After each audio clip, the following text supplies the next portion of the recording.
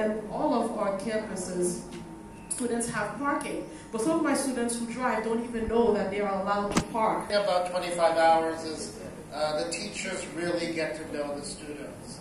They really get to know about them personally and about what their strengths and what their weaknesses are. So we can develop materials for them that's appropriate.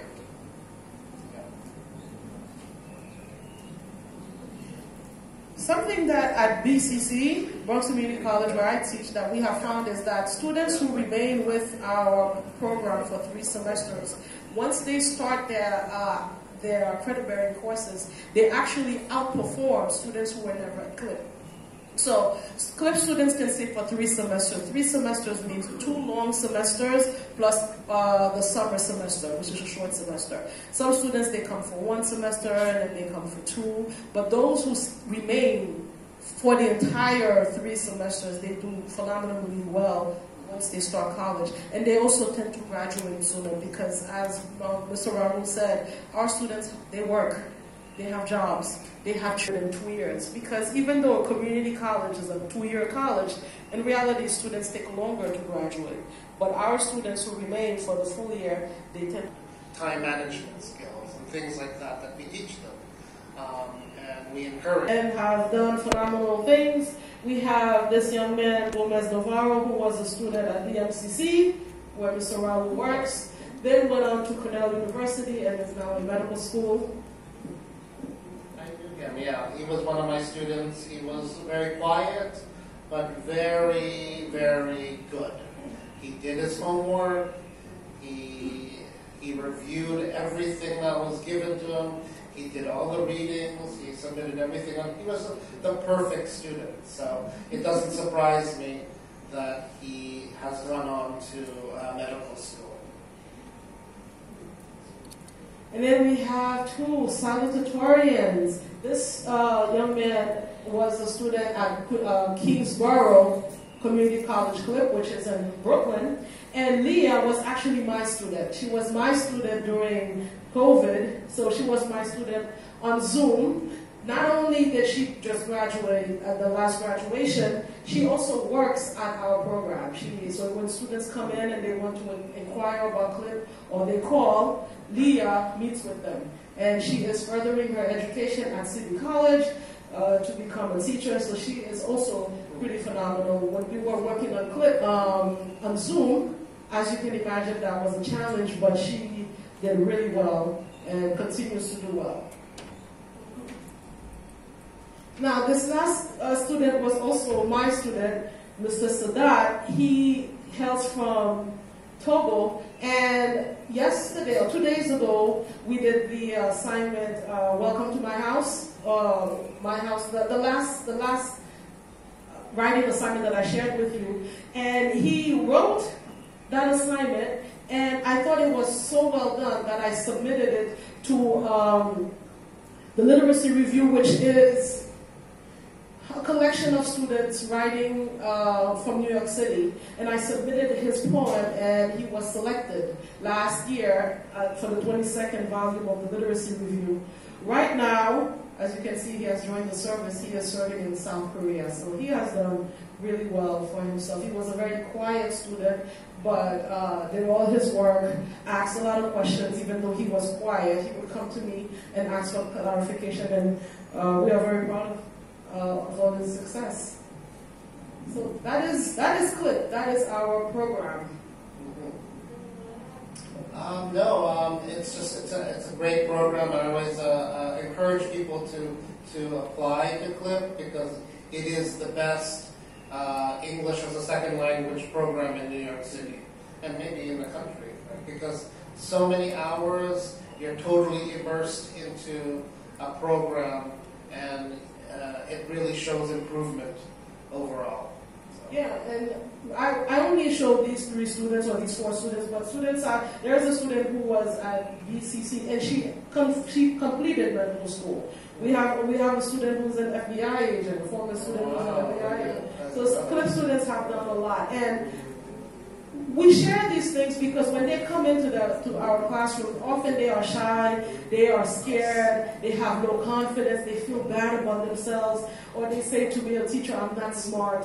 And I always tell them, yes, you are smart. Yes, you are having trouble with this language, but that does not mean you are not smart. And that we use these examples for our students, not just to show them, not just to show to you today, but to encourage them. He was sitting in the same seat as you, and now look at him. That means you can accomplish these things as well.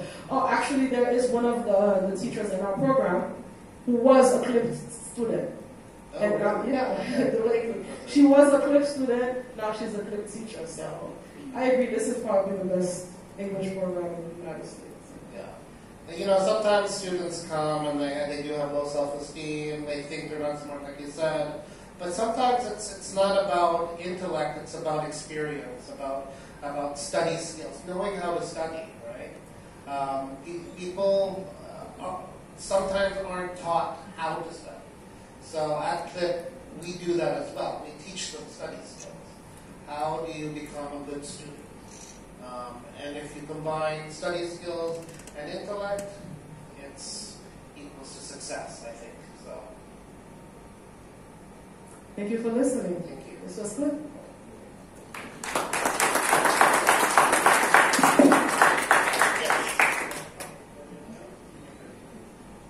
So, related to CLIP, as you know, New York City is probably the most diverse city in the world. So, at BMCC CLIP, or at CLIP, it's just full of diversity. It's full of diversity. Next slide. We have students coming from all over the world, coming to CLIP to learn a new language or to improve their existing language and then go to college. These are some greetings from all over the world that we've heard in the classroom. Okay, so diversity is important, but it's also important to know about diversity and to know how to handle diversity in the classroom, because knowing about diversity is important in the real world. Okay, so what is a diverse city? What is a diverse city? It's about culture, race, gender, ability, sexual orientation, religion, marital status, and age. So in the classroom at CLIP, we have all sorts of different kinds of students. So I've had students who have been 17 years old to maybe 65 years old, right? But the majority of them are in their 20s, early 20s. So you'll find different cultures, different races, genders, abilities in the classroom, sexual orientation, religion, and marital status. And in New York City, it is against the law to discriminate based on any of these things. Which is, I guess, different from other places where it's not illegal. Right? So students have to know that in New York City, at least, it is not appropriate to discriminate against these things. For example, if you're looking for an apartment, they can't say, "Oh, I can't rent you this apartment because you're from a certain country," or "I can't rent you this apartment because you're male," for instance. That would be illegal. As we all know, America is and always has been a nation of immigrants, right? Everybody in the United States, with the exception of the native, indigenous people, are immigrants. Next slide. I always show this quote to my students just to get them to understand diversity more. We believe that cooperation is better than conflict. Unity is better than division. Empowerment is better than resentment. And bridges are better than walls. Next slide. So, CLIP students come from more than 70 different countries. 70 up to now. So every year, I'm sure, it increases. They speak more than 35 different languages. And these are some of the 70 different countries that I have been able to teach. But all over CLIP, across New York City, you will have students from these countries. And these are 40 different languages. Yeah, 40, not 35, yes. Okay.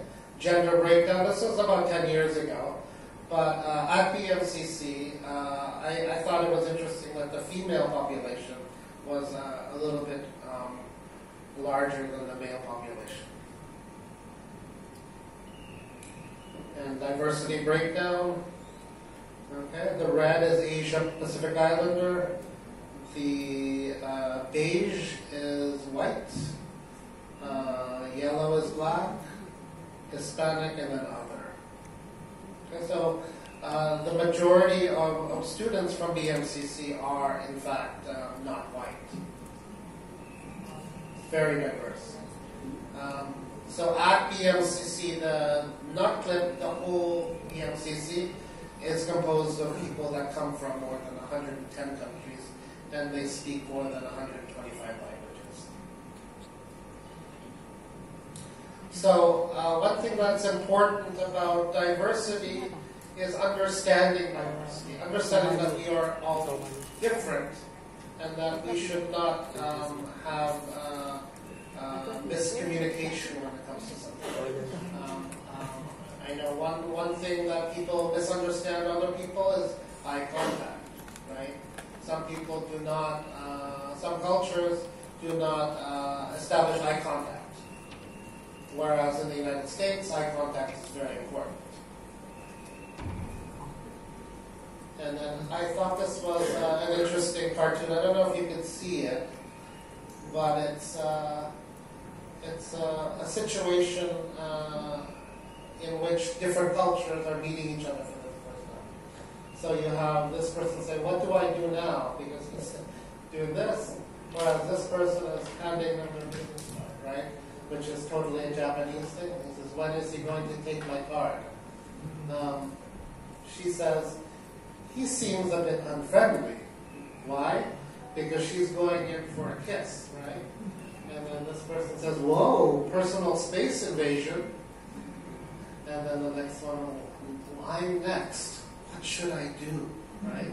So, being in a diverse society, it's important to know these cultural differences, because you don't want to jump to conclusions, right? You don't want to say, "Oh, that person doesn't like me because they didn't shake my hand," or "that person doesn't like me because they didn't hug me," right?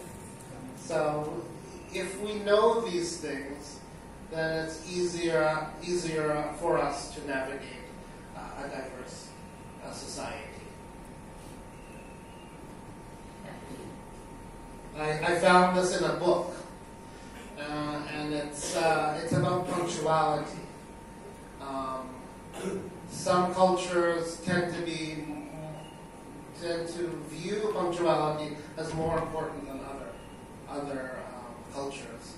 And so just because someone is late doesn't mean that they're not a good person, for instance. But it's important to know that in the United States, punctuality is important, but not as important as, let's say, Japan or Indonesia. It says it's a very important punctuality. Is that correct? Yeah, very correct. Okay. So, understanding other cultures is very important. You don't want to jump to conclusions and then think of the worst things. Another reason that diversity is important is the bigger picture, right? Once you leave university, college, knowing about diversity is important, right? You don't have to be in a diverse city, but knowing about diversity is very important.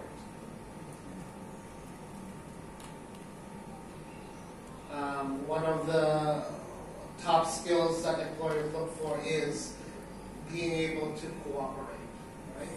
And people who have knowledge of diversity tend to be better at cooperating, working together, right? That's what employers are looking for. They want people that can cooperate, work together, and get the job done.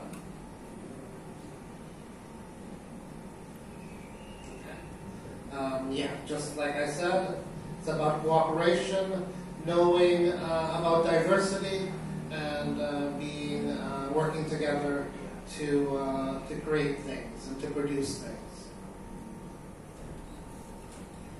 Okay, this is a quote from someone who works at a career center. There is no bigger issue in the workplace than diversity, and job seekers must clearly demonstrate a sensitivity and awareness to other people, cultures, backgrounds, and sexual orientations. If you don't have this knowledge, this diverse awareness, it's going to be hard for you to deal with other people. Okay, and I just wanted to end here with two quotes. In diversity, there is beauty and there is strength. America is more like a quilt, many patches, many pieces, many colors, many sizes, all woven together by a common thread. Thank you. What we have to do is to find a way to celebrate our diversity and debate our differences without fracturing our communities. And that is one thing that I encourage in my classroom. And I like to kind of tell my students that it's important to navigate life, especially in New York City. Thank you. Okay, thank you. Is that all? You still have something to present? Oh, okay. Thank you. So yeah, give once again applause to our speaker. I note many important points here about the clip itself and about the diversity. And I just want to say that we have talked before that Indonesia also have so many diversity. Even in language, we have different kind of language, different kind of native language. Even Bapak Ibu must understand what I mean. Even in some languages, same word can have different meaning between one another. So and then sometimes in a language there is a differences in tone. I mean, there is a certain part of Indonesia that they speak with, I do not know, loud tone. People who come from the region who speak in soft tone tend to think that they are angry a lot. Well, that's the usual way of they are speaking. So we also have the diversity in Indonesia. And it's also interesting that you don't discriminate based on those issues. So it's against the law in the US. Oh, it's being in the law. Okay, very good. As a language teacher, I have many things to discuss, but I guess first thing first, I need to throw it to the floor first, because yeah, I'm the moderator, right? I should not ask many questions, so I will give the floor a chance first, and then later on, perhaps I will ask some things that I want to ask. So from the floor, is there any questions?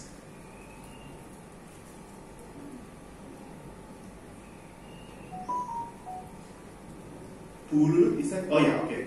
Can somebody give? Okay, thank you for the time given to me. I just want to ask a simple question to Ms. Rhodes as Elise again. Yeah, I already told you or talked about pronunciation again. Yeah. So pronunciation is very important so that the communication can run well. And if I'm not mistaken, I heard that you have a lot of students that they are immigrants. Is that right? Yes. Yeah. And they speak English a lot. Yeah, in New York. But again, if I'm not mistaken, you're also concerned about their pronunciation. Is that right? Pronunciation is also, yeah, because pronunciation is very important. Yeah. And here, I have students, and they also learn about pronunciation.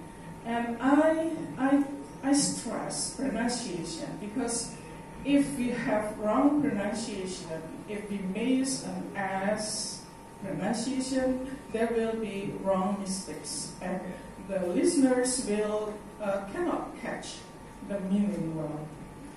And yeah, if I'm not mistaken, that the immigrants there already speak English, but why pronunciation is still they must still learn about pronunciation.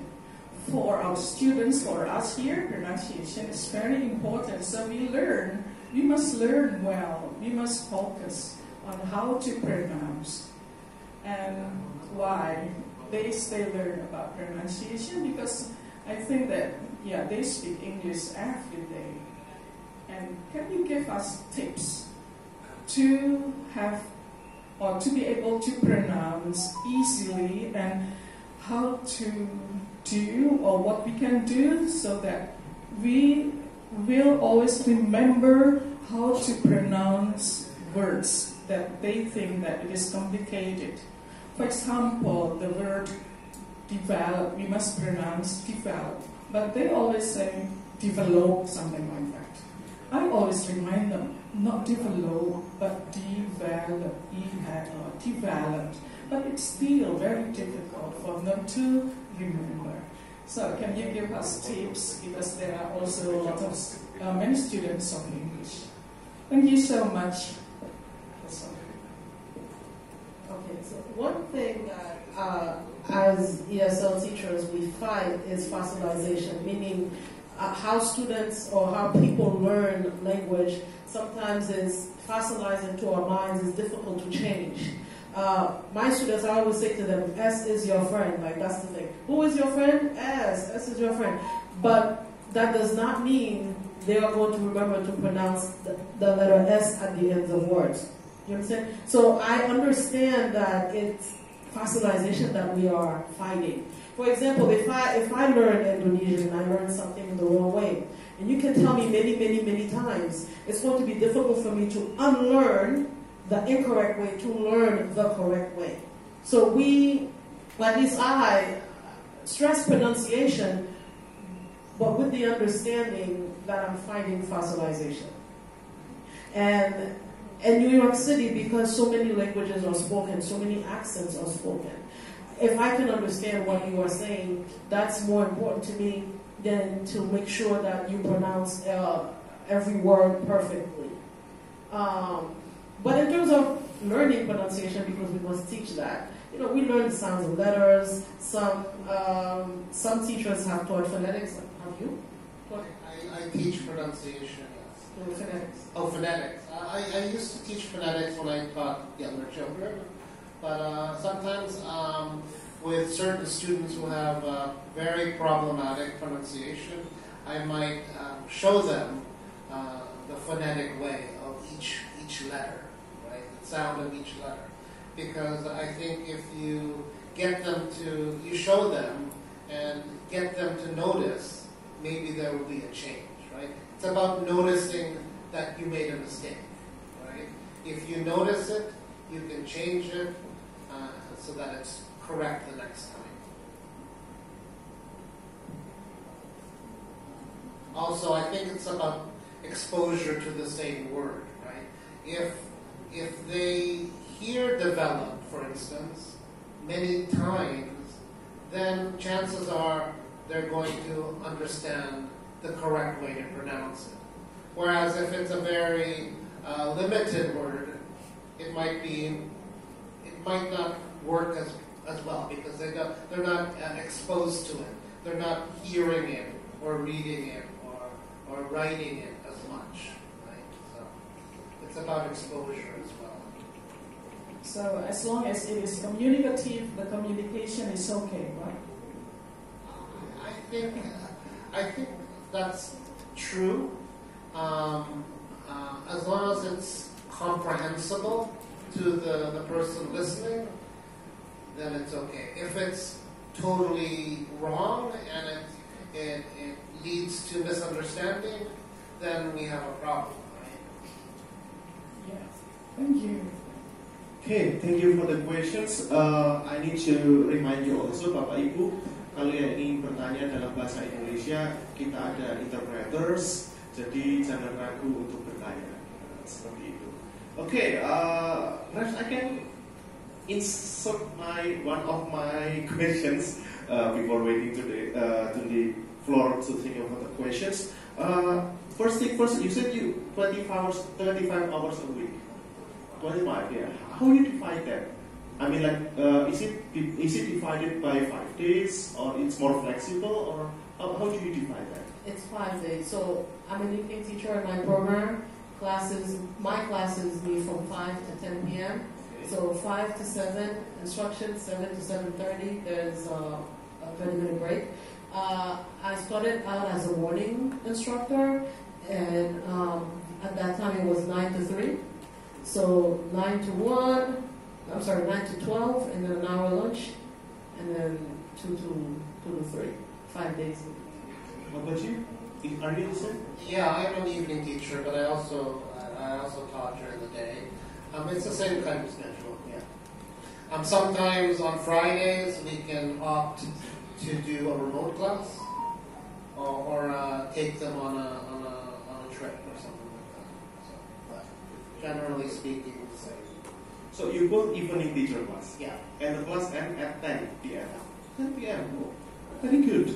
And then perhaps one more question from me before I return the floor. So I'm very curious. So why you are specifically teach them reading and writing? Is there any reason for that?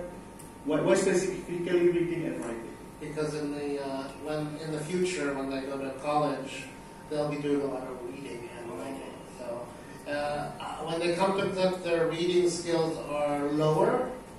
They need to improve their reading in order to be able to read the same kinds of materials as native speakers. Because in the future, they'll be in classes with other native speakers. So they have to be on the same level. You want to add something? Yes, also CLIP is a pre-matriculation program. So it is to prepare them for college.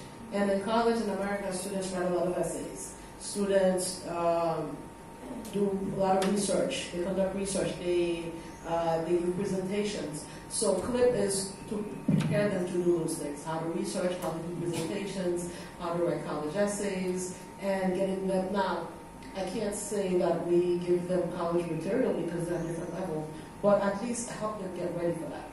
So that's why we put a lot of emphasis on reading and writing. Oh, so they are ready for college life. Yeah, it's to prepare them. That's the purpose of CLIP. CLIP is to prepare students for college. But at the same time, not all students who need language come to CLIP. Some of them want to go to the main campus, right?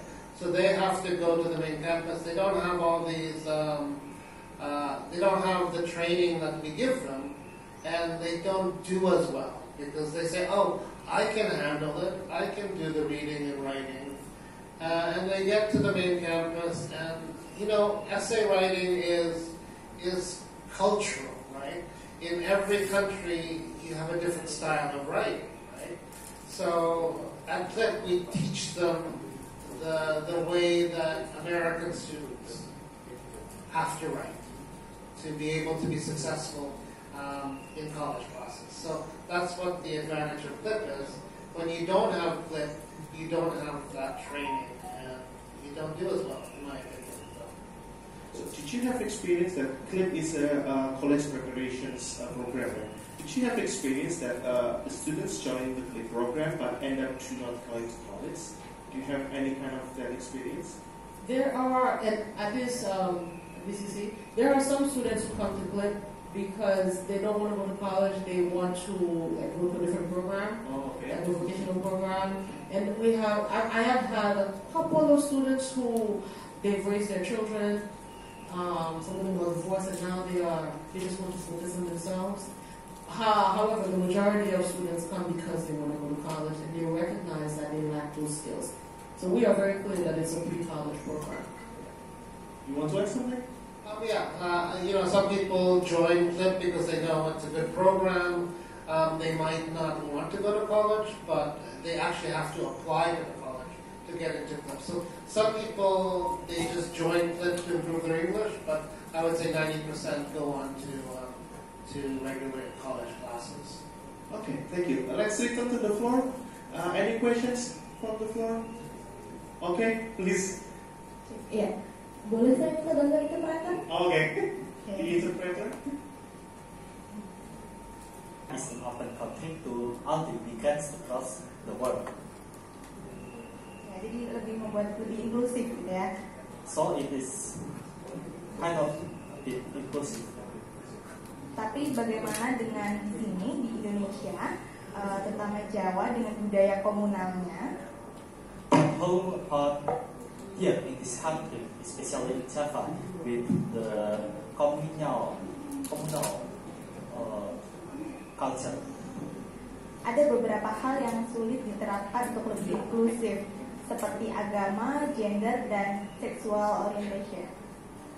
There are some kind of difficult issues to implement this, such as think about religion and gender and sexual orientation. Jika menunggu lebih banyak orang yang berbeda seperti di negara Amerika, saya pikir itu akan membutuhkan waktu yang lama. If we need to wait for this country to have so many kind of diversity, I think it will take a long time. Adakah hal lain yang dilakukan oleh CUNY gitu ya untuk membuat dosen-dosennya atau pengajarnya memiliki value yang lebih terbuka terhadap perbedaan ini, atau itu dilakukan secara alamiah?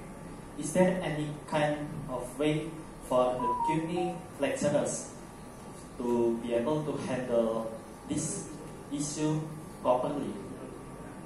Seperti program internalisasi value mungkin atau yang lain? Terima kasih. So like I was not trained to deal with diversity.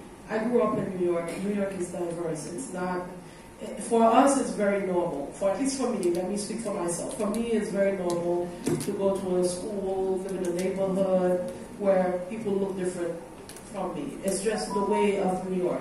Now, the United States, it's not New York. All right. The other outside of New York, I'm not saying that there is no discrimination in New York. There is discrimination in New York. And sometimes I